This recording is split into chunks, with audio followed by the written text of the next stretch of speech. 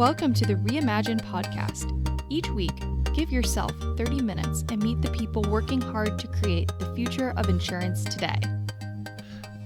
Hi, this is Paul Tyler, and welcome to another special episode of the Reimagine podcast. Laura, good to see you. It's great to be seen, Paul. I'm excited to be here today. And as you mentioned, it's a special episode. I feel as though we're doing more special episodes, which means we're up to really interesting things. So I'm excited to share that with our listeners. Yeah, so this is week 2 of the story that we're telling of TalentBridge23. So do you want to introduce our guests and catch us up on what's going on? Yeah, I'd be happy to. So since our last episode dropped, episode 1, where we talked about the foundation around the TalentBridge23 program, about the entities involved, we have UConn, we have UHeart, we have CGI, LTI Mindtree, Nassau Financial Group, just to name a few. We now get to dive in and talk to the individuals who are part of the program. It's interesting for us to see where connections are made, whether it's in our personal or professional careers, and where the interest comes from. This is an interesting opportunity, a unique set of educational pieces. So fitting them all together, we have with us here today, we have Yu Yin. She is representing the university perspective. She is a fellow within the program. We have John Thompson. For those of you who follow us on the regular for the Reimagine podcast, you will recognize his voice and his debonair face. He is joining us from the RiskX perspective, one of the participating companies, and Sergio Garcia. He is joining us as a corporate mentor from Nassau Financial Group. So we are happy, excited, and lucky to have you all with us today. Let's start out, for the sake of our listeners, if you could just kindly introduce yourself and talk to us a little bit about what drew you into this program. Yeah, sure. Hi, my name is Yu Yan. I'm doing my PhD in environmental engineering at the University of Connecticut. I have a very much diversified background. So I was actually in the insurance industry like 5 years ago. So that's kind of drive me here to pursue my first semester degree in applied economics. And then I was trying to understand more about the reinsurance part. And catastrophe models are a huge part of it, including floodings, hurricanes. And we have actually a graduate student who had graduated a few years ago, and he's in the program. So that's why I got into the program. And what I'm doing is actually half on flooding and half more about renewable energy. So, yeah. Yeah, and just a quick question here, or two questions. One is, where are you from originally, and what really pulled you to Connecticut? Oh, I am originally from China. So Connecticut, Hartford is the capital of insurance. So that's the reason why I choose Connecticut. Yeah. Excellent. All right, we'll tell Susan Winkler and let her chalk that one down for a win, Laura. Absolutely. And speaking of capital of insurance, John Thompson, if you could introduce yourself for those who may not have heard you yet, talk a little bit about your role today here with the RiskX seat. Great. Well, good morning. It's great to be here. My role with RiskX is I've connected with RiskX, which is a company that was founded about 5 years ago in Germany, to begin to develop an alternative approach to financing risk for large organizations, typically corporates, if you will, to help them provide access to risk capital, which helps protect their balance sheets from systemic risks. Systemic risks are defined as risk events that are out there that are emerging and evolving. Examples would be risks associated with pandemic, cyber risk, climate risk, and supply chain risk, and so forth. These are risks that organizations, large corporates they've identified, but the traditional way of financing risk has been through insurance. And insurance companies struggle with these emerging risks because of the perceived lack of predictability and their balance sheets not being able to support these risks in terms of their orientation or the magnitude that they have. So RiskX designed an approach which accesses new forms of risk capital and brings that and connects that to risk owners so that they can have alternative ways to supplement the typical insurance that they have in place. And that's the organization that I joined. I'm helping them. They're actually redomesticating to the U.S., to the United States. They have established a corporation in Delaware, and the Hartford will be their primary business site in the U.S. And I'm working with them to help operationalize their business in the U.S. Excellent, John. Your video is great. You may not have seen it yet, but everyone will have by the time this goes live. You've got a real interesting and kind of perfect background to bring to a company like this. Just talk a little bit about where you came from in your career here. Absolutely. Well, I'm, as you can see clearly, I've been around for a long time. I have over 30 years experience in the areas of finance and risk. The majority of my largest experience was with the Cigna companies, where I worked in a number of those businesses that Cigna Corp owns and operates. But spent a lot of time there in the financial organization and learning different parts of the business there. I had a great experience personally where I spent 4 years where I picked up, and my family and I, we moved to Bermuda, and I ran 4 risk financing companies in Bermuda, which was a very exciting experience. And those companies focused on financing risk for oil and gas entities, which have difficulty because of the nature of the risk that they have with their business. And then I came back. I've worked in risk consulting, and I was the deputy insurance commissioner for the state of Connecticut. So I got a real varied background, but with a lot of different areas that need to come together to take a concept like alternative risk financing and alternative capital markets and operationalizing it. And that's why I work with RiskX, and that I find that very interesting because I tap into a lot of my past experiences, not just a singular area. Yeah, and you mentioned finance and risk, and we have Sergio here with us today, and he knows a thing or two about that. Sergio, would you introduce yourself, please? Talk to us a little bit about your background and what brought you to Nassau and your interest in the program. Yes, so far I have done during my career, I have been working on different roles. Now I'm working at Nassau in the general accounting department. We basically record all of the transactions happening and put them into numbers. We do, in the department, we do like accruals, accounts payable, creating reports. And I specifically do the work with the intercompany settlements, like accounts payable to each company, and then do some accruals, daily balancing, and I do the corporate accounting transactions. And so my background overall is like I graduated my bachelor degree. It's in accounting. I am from Guatemala. I got that there. And then I came to Connecticut. I came to do my MBA here, but it was mostly because of my wife. She was already studying here. So that's how I came. And that is, and ever since I decided then later that I was going to just be a focus on finance and accounting. And but before that, I did other roles such as sales. I tried to start a business. I started, but then I kind of left that there. That was a good experience. So a little bit of everything. Interesting. I usually do what my wife tells me to do. So, what pulled her to Connecticut? Well, she is so her dad was in the Air Force, so she was moved all over the place. So she was never in one location. She was born in West Virginia. Then she came to Connecticut to study. She was studying at nursing school in Yale.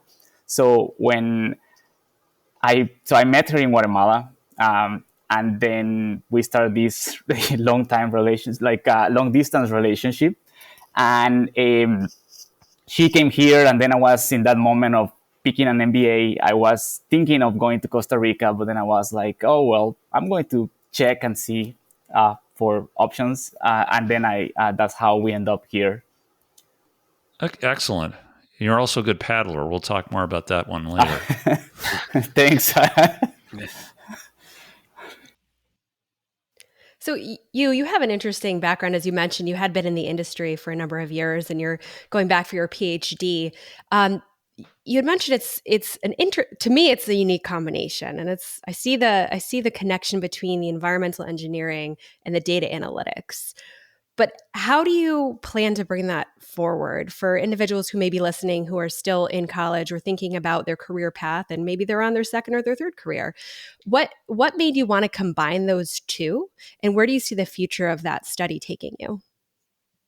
I have to say at the beginning, I didn't really realize that's a career path. So when I was working I was actually working as a broker before, and then I went to an insurance company, but it's actually in reinsurance department. So from then, I started to get interested in all the models and works. And each year, we actually get the model results from the consulting company, but they don't actually. There's a gap between the industry and the modeling company because as in insurance industry, people don't really understand how this model works, and they may not choose to believe it. But I want to see. At first, I just thought, oh, because our company actually pay a lot for these models, so can I understand a little bit better? So to help save the cost. So from then, I started to, maybe these models are very crucial for predicting the catastrophe losses. If I can learn a little bit about them, maybe I can contribute a little bit. Yeah, that's from where I began. Yeah, it's interesting. In our last conversation, we spoke with Dustin Yoder, his CEO of Surify, and Dustin was sharing a little bit of his insights into what he finds to be a productive individual working inside of his company, whether an intern or a staff member. And a lot of what we talked about was intent, right? Understanding and identifying an opportunity and then taking those steps to go forward. So in your case, you saw the gap, you wanted to learn more to help fix that. And I think that stands out. And I think it's a lot of why people start businesses. Paul and I have had the opportunity to speak with hundreds of individuals on this show now. And what's common that plays throughout is people taking that first step and doing the thing that can bring them forward. So John, I want to flip this to you and say, you've gone down several paths in your career. Not only as, now on the startup side as the deputy commissioner within the insurance, you had a stint within education over at the University of Hartford. What would you give as a piece of advice for somebody who's early on in their career around intent and identifying opportunities? And what do you do with that? Well, it's interesting. You use the word intent, and I think that's a very good word to use when you talk about career direction and so forth. If you look at the space that you described in terms of the industry background, and Sergio is his background as well, the risk and finance and insurance industry, or particularly the insurance industry, for many years was able to sustain itself with talent that wasn't necessarily quantitatively driven. There was always a little core quantitative resources in insurance companies in the quote actuarial department, which was very familiar with advanced statistical models, and they could use those to do some element of predictability. But the predictability, interesting, was always looking in the rear view mirror. In other words, the past was always a good source of data to predict the future. Fast forward to 2023, we now live in a world where the past may give you some indications, a line of sight, if you will, but it's only one line of sight. And we now need to have much more analytics performed and to give more credibility and more input and more lines of sight into risk and financing decisions. And so the thing that I find interesting that I say to students that I've talked to, what I've taught in their classes, is that the need today is that students need to be have a very solid analytic foundation, because they need to be able to understand analytics, not just take the work of somebody else and say the statistical model said the answer is X. Well, that's one answer, but we know in the world today there's a set of outcomes, and we have to be prepared for a set of outcomes, not just one outcome.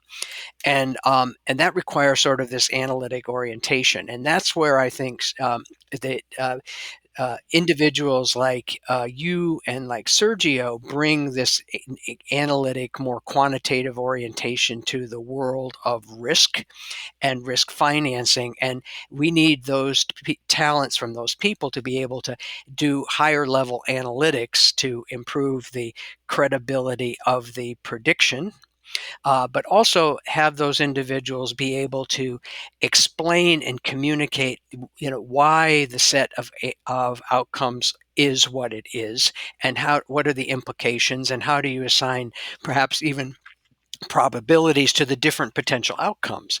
And so it requires just a higher level of thinking from an analytics perspective. And that's what I really stress with my conversation with students is you can't just look at sort of the softer side of Sears, as I call it, in terms of, maybe marketing or sales or whatever, in terms of making a business tick. You really have to understand the levers in the analytics that actually generate the outcomes or set of outcomes, and then help prepare for responses for those that are more have a higher level of predictive, but also be able to prepare for the unexpected. And that's where it takes a new thinker, a broader thinker today is essential in business, and particularly in the startup side of this. So.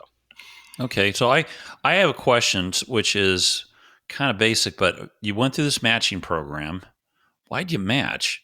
So what attracted you to RiskX, and John, why did you say, hey, you's a great fit for us? Start with you. Yeah, I had an interview with the CEO, Dr. Marcus, and so actually, I've never met him before. So Mr. Thompson was actually at the pitch day. So I talked with Dr. Marcus about a little bit about my background, and then he's saying, "Oh, I was actually want to do the similar thing," and he explained a little bit what he's trying to do right now. He's interested in hurricanes and trying to understand what kind of parameters is impacting the hurricanes. So then I check his background. Actually, he's expert in reinsurance. So that's kind of I think according to my background in reinsurance, that's gonna be a good match. John, how about you? What's stuck out with you, either the resume, the experience, or just the person? Well, I think that was what I saw in the resume, like resume. If I use her as an example of a of a rising young professional, is someone that understands the concepts of risk specifically, but also brings this quantitative ability to understand and understands how you advanced mathematic and statistical models come together to help generate information to make better informed risk decisions. And what I saw in Yu's resume and in her background is that she has that ability, in addition to the ability to function and explain how the models work and what are the implications of the outcomes that are generated with the models, and then being able to pull that through to help a risk professional make a enhanced risk decision based on the analytics that can be produced with through mathematics and statistics. Does that make sense? Absolutely. And Sergio, I'm gonna flip the question to you. So you're not paired with RiskX, but I think that's the beauty of this program. So when Michaela Hartle and I were sitting down and we were looking at who should be paired, a lot of it comes down to data. And a lot of it comes down to gut instinct. So we've had the opportunity as part of the program, just to surround with a little bit of color, we had the opportunity to meet with all of the fellows, the opportunity to meet with the mentors on the corporate side. And there's also a set of industry mentors as well. And then pair them together based on what we know and then what our intent for them is. So you and John with RiskX, it's to us, that was just an amazing match. And I think that it's a really good example of where alignment is and businesses going forward. But Sergio, I mean, it was fun for us to look at your background to say, where can Sergio have impact? Because every business has the finance, the analytic, the numbers based, and it's all very important. So for us, it was good fun. My question to you is, you're busy all day. I know that you have, you mentioned your family, you're active within the Nassau culture. You joined Paul and I out on the dragon boats and we're paddling ourselves down the Connecticut River. Why take time out of your full and rich schedule to be a mentor for this program? Well, I think for me, it's always a good opportunity in terms of, I have been on both sides. Like I have been receiving like mentorship and also being a mentor. And I feel like it's kind of like before it always happens, like before being starting with anybody, like I feel like I have my toolbox and I'm like, okay, this is my toolbox. This is what I'm going to use. Then the moment that arrives and then we are actually starting with the mentorship, I'm like, oh, I think I need a new toolbox or I think to get information from somewhere else. So that's for me is like a good challenge and kind of feels like keeps me active. I'm more like always trying to do a little bit of research. And I was also studying here at the University of Yukon in the Excel building. So I felt like kind of good going back and kind of being in connection. And I was at some point part of some competitions there. And it's always exciting and you get to know new people. And also like when having mentors, I always value how I had a really good mentor and I value how this person was pointing. We were in this case case competition some time ago and he was kind of pointing us like, well, I don't know this, but you guys can actually, if you read these articles, you can reach out to these people that wrote those articles. At first we were like a little bit hesitant, but we were very surprised about how people were able to reply to us and giving us like the story, but firsthand. And that was like a value, like a very unique experience. And I really like how, like, for me, it's about flexibility and just being open to new ideas. And I think that that's something that I like about this. And overall, is like a challenge for everybody. That's interesting. Could I build on what Sergio just said? Because I loved the fact you used the word toolbox. Because I think that's really important, and it is kind of interesting. You said you felt you had to go get a new toolbox in order to kind of participate. And what I would throw back and saying, that's the value I see you bring, Sergio, is your current toolbox, and because that's where I see this growing need in innovation and innovative companies or innovative projects and so forth, is the need for, yes, we need new thinking and new, whether it be new statistical models or new, a kind of a new philosophy or a new business model. But what it comes down to is what's needed to take those organizations forward, those startups or whatever, is this ability to inject the operational discipline and rigor. And that's what's in your toolbox. And that's why you become, in my opinion, very valuable to any startup, is to bring that perspective that you have. They understand the preparation of financial transactions. Accounting really is a way of recording what actually goes on in the business. And then we keep score using debits and credits and able to understand how how it goes. But that discipline and rigor and structure is so important to an innovative company that's in whatever mode they're in, whether they're pre-seed or we have all kinds of buzzwords where people say they are. But it's really when you get to the starting line, you've got to have that rigor that people like you bring, Sergio. Yeah, I agree. I think people are going to benefit from those skills you're bringing, Sergio, to the table. And John, maybe it's too early, but how far along in the process are you in terms of scoping out what you will be working on for the next few months? Well, that's a very good question. I don't mean to dismiss RiskX or I would say RiskX is sort of what I would say is a bit at the starting line for a startup. And I'm not being critical because we're at a point now where we need to bring those operational perspectives together with sort of the analytics and the blueprint of the models that have been done. And that's where professionals like you bring into when she's bringing her background is to be able to start to develop and build this the proof of concept out, and so that it becomes real and can be operationalized. And that's where I say RiskX is right now. Is we know it is the design works. All the feedback has been very positive.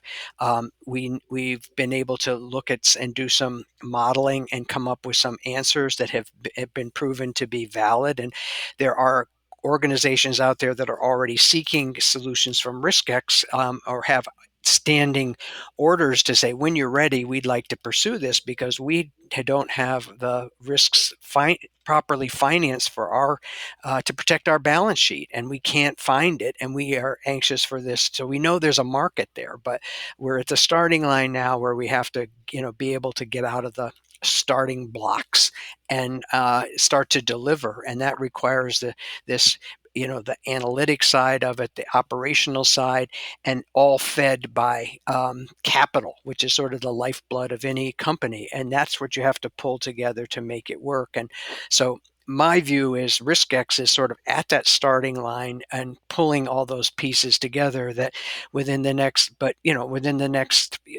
60 days we'll be at a very different place because we're finding capital sources are stepping up and saying, yes, we're interested. Organizations that are managing risk saying, yes, we have a need. We like the idea.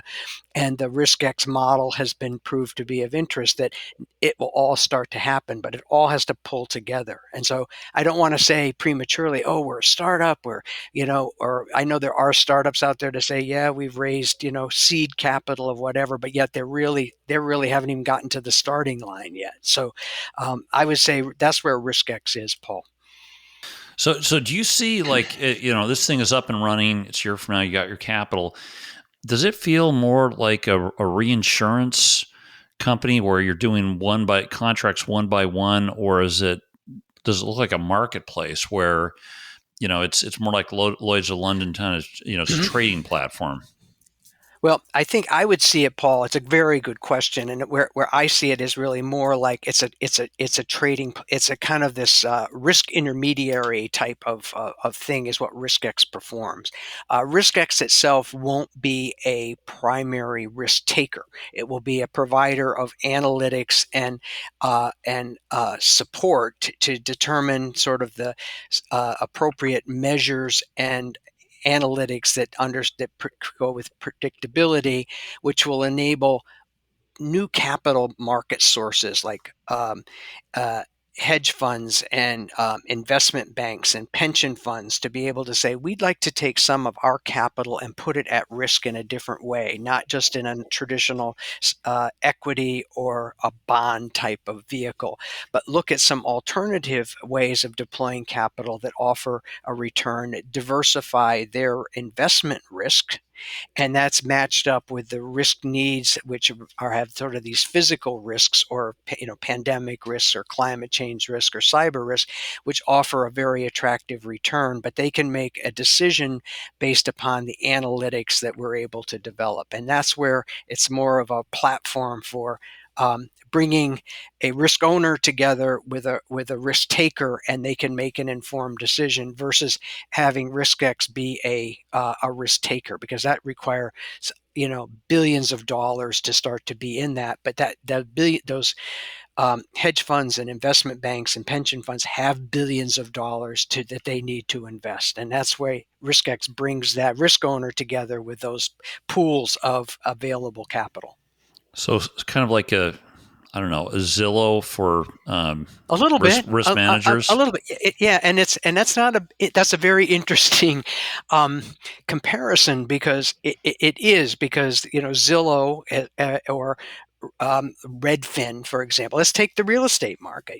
They've come in and disrupted the traditional real estate market, which have been these, used to be these local neighborhood or mom and pop real estate agents, which have been bought up by large conglomerates like Berkshire Hathaway or some sort. And now there's a new approach that recognizes they use and bring buyers together in a very efficient way, and add value along the road, and use analytics to do their thinking. Yeah. Hopping on the fast forward train, if you were to fast forward about 5 months from now, and it's about time to give presentations to talk about your experience with the TalentBridge23 program, what do you anticipate, or what do you hope that some of these successes could look like? And that could be a success for you. It could be a success for the company. I leave that open to your discretion. Okay, so what I'm really excited about working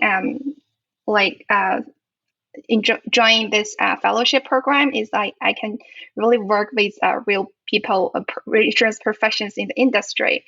So that's kind of like the big advantage I see through this program.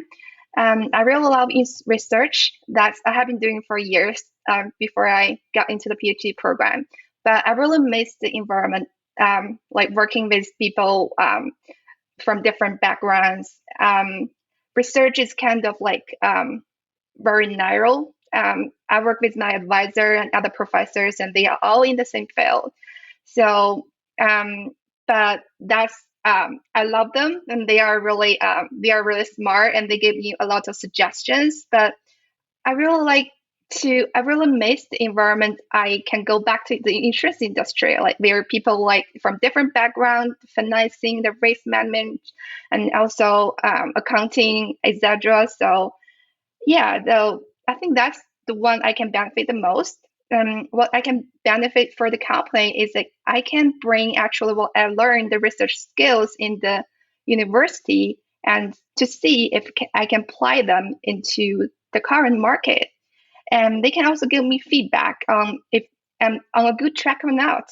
Yeah, that's what I'm thinking. Yeah, well, listen, we're right at the top of our time. This is great, Laura. How do we? Any final thoughts, questions for people on the show? Sure. I think that, I'll send a final question to Sergio because I'm curious. It's along those same lines. What is success going to look like for you? Say 5.5 months, 6 months from now when the program wraps, what's the one thing that you're going to walk away with and be like, that was absolutely worth my time? Well, I am excited about to see the new projects. I really look forward to see the innovations because as I mentioned, I have experience in finance, but I don't really have the experience in terms of insurance products and ways of changing the industry, which sometimes it feels like it's just there are more opportunities, but you need to be creative, and so I'm looking forward to that and see what are the options there and what are the new ways of somehow be a game changer in the industry. And then from my perspective, I will feel accomplished if I am able to give part of my knowledge to anybody that needs that. Excellent. All right. Well, listen, Sergio, thanks for offering your time. I know we're all really busy, especially this time of year. John, great to see you. If people haven't seen the video, check out our social media accounts. We'll probably put this, I'm assuming, Laura, on our website someplace. It's a pleasure to meet, and I hope we, I hope you have just a great experience. I'm sure you will with John. Laura,